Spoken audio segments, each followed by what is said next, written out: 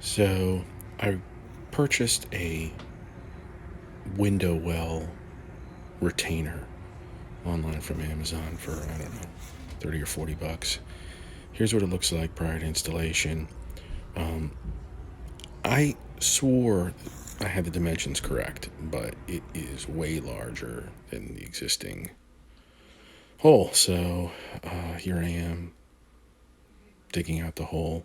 This project was way more work than I ever had thought or anticipated. I have been working on this for weeks now, and I am too old for all this digging.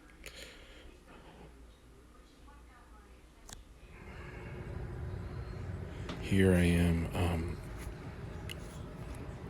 making progress. You can see the earth I excavated. You ever start something and you realize it was way too big a project? Alright, so we're almost there. I'd like to get this well retaining piece of plastic below the window, but holy man, I've been like doing time. This project like is just taking forever. Anyway,